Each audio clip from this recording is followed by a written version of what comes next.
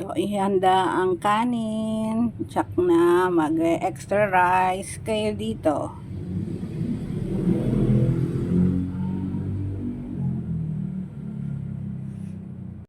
Hi guys, this is Ma'am Shikon's Daily Habits. Another day, another vlog, another recipe. At samahan niyo ko dito sa ating kusina. Guys, dito ang mga chicken wings. Ito na natira sa ref. So, dalawang klase ito. Isang organic. Yan. Organic chicken. And then yung normal na fresh na chicken. Yan. So, ito kasi ay tira ko doon sa isang buong organic chicken. Ayan. So, wings to, dalawang wings na natira. So, pagkasamahin ko na.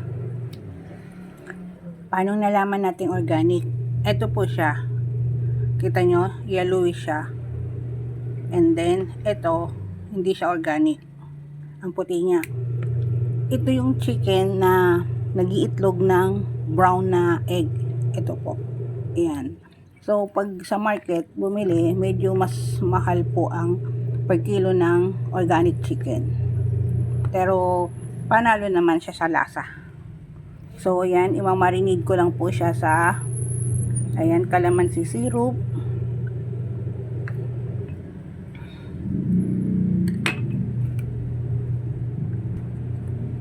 Tapos, ayan, ay soy sauce.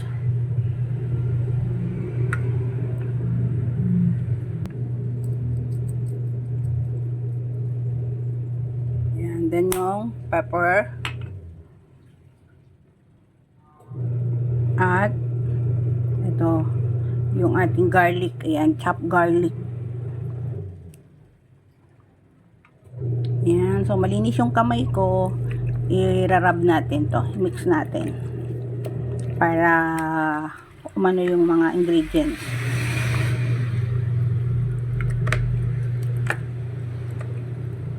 And then ano natin siya, marinate natin siya for 30 minutes, less than 30 minutes. Yan.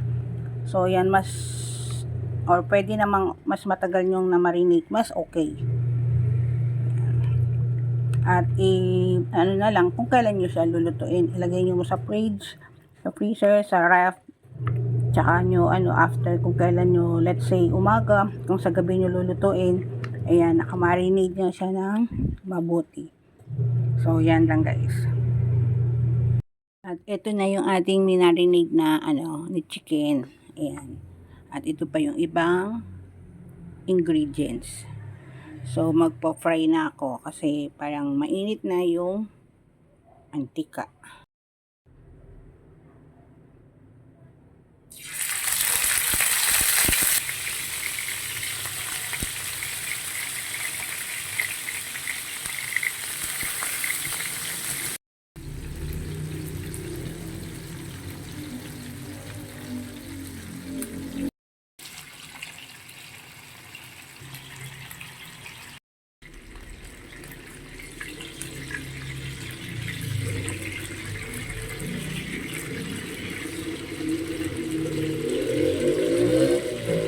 So guys, iba-brown lang natin tong chicken. Hindi naman natin to kailangan, hindi naman ito lulutuin mabuti. So iba-brown ko lang. Kailangan lang yung maging maluto siya ng bahagya.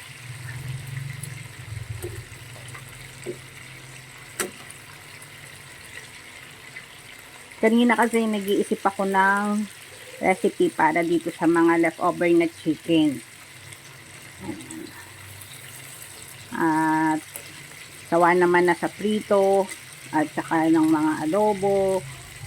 Kaya isip tayo, ano na rin naman sa tinola.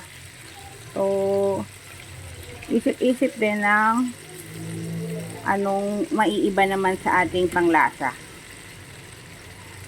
Pero, syempre, kailangan, hindi pa rin mawawala yung pagiging Pinoy natin na panglasa. Pinoy recipe. Ayan. Kasi nowadays, alam nyo guys na Parang manok na lang yung medyo low ang price na bilihin. Ito na lang manok ang medyo mura na meat. Pero itong itong chicken, syempre white meat to, so healthy to, at saka tamang-tama ito dun sa mga maraming binabawal na food na binabawalan ng red meat. So ayan, so pwede ito kasing recipe na to is sa isda. Ngayon gagawin ko sa chicken.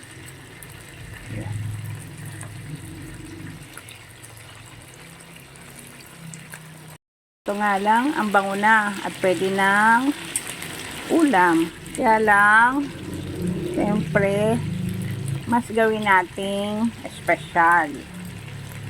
Gusto ko nga palang i-shout out ang lahat ng Pinoy OFW. Nakaka-proud po kayo dahil sa pagiging Pinoy ninyo. Ayun po. At na kahit ang tagal nyo na sa abroad, yung iba dyan, immigrant na, citizen na, pero hindi nakakalimot sa sariling bayan at mahal na mahal pa rin nila ang bansang Pilipinas. So, alam nyo na guys kung ano yung ibig kong sabihin.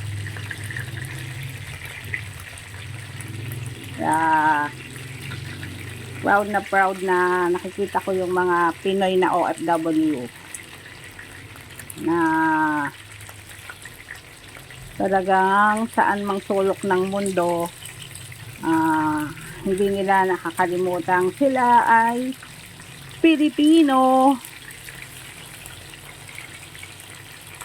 Ito na, binawasan ko lang siya ng cooking oil. So dito sa ating pinagprituhan, dito tayo magsosote.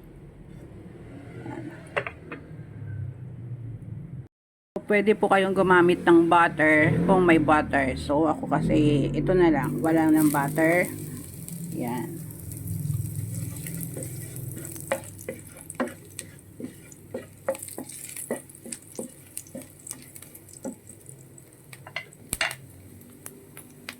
And then isunod na natin, pagsabayin na natin tong onion and garlic.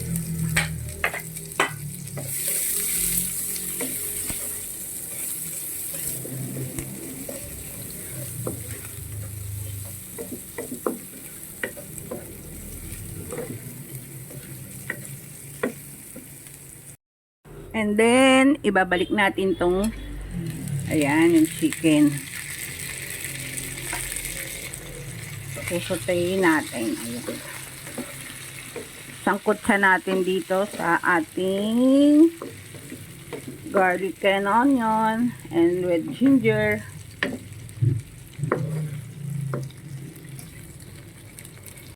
At ilalagay na natin ang, ayan, coconut milk.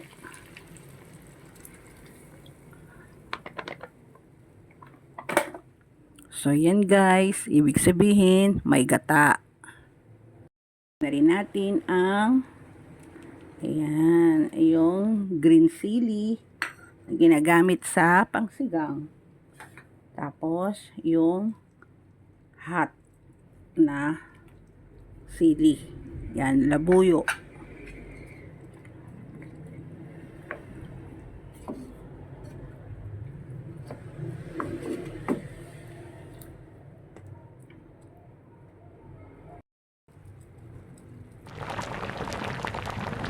So, yung anghang, yung sili, depende po sa gusto nyo anghang. Kung may bata, so i-lessen natin yung paglagay ng sili. Pero kung mga adult naman ang kakain at gusto yung talagang may anghang, pwede nyo pa pong dagdagan.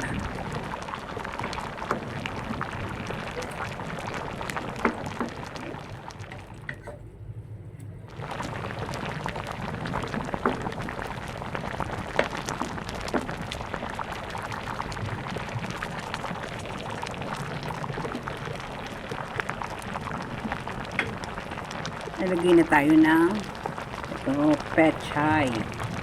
So, pwedeng pechay, pwedeng pak choy. dun sa mga walang native na pechay o Tagalog pechay, you can use nga po yung pak choy, yung Taiwan pechay.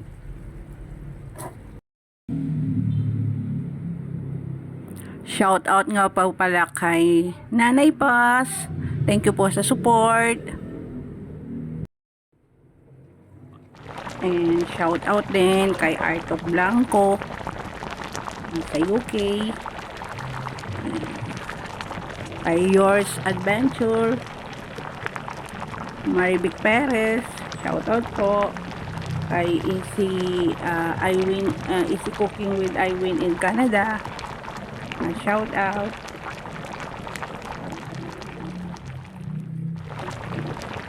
And dun sa mga bagong subscriber, shout out po and thank you for coming. And thank you sa support.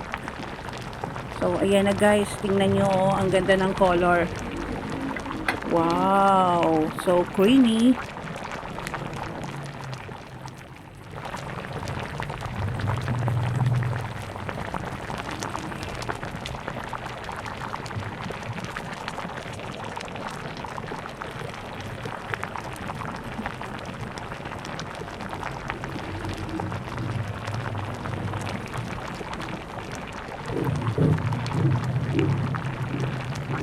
And guys, naglagay nga pala ako ng chicken bouillon pero hindi ko na i-video. Yan, so pwede nyo lagyan ng chicken bouillon o chicken na cubes para sa additional flavor. Ayan, so naglagay ako ng seasoning.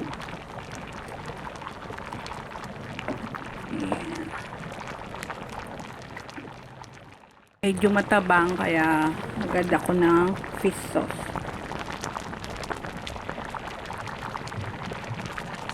Kung meron kayong Worcestershire sauce, pwede nyo pong lagyan for added na flavor.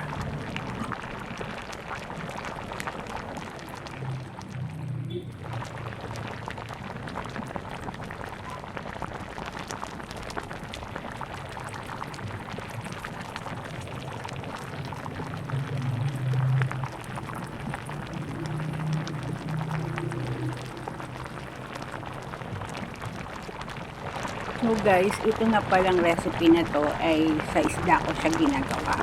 If you remember the kinataang tulingan, ayan, na ganito yung way of cooking. So dahil bawal sa akin ang mga isdang dagat. So ay nagkikrave ako ng ginataan na ulam, kaya ginawa ko siya sa chicken at kita natin ang resulta at yung result na itong recipe na to. Ayan. Pwede pa kayong maglagay ng ibang gulay. Ayan. Okay na to. Try nyo to guys.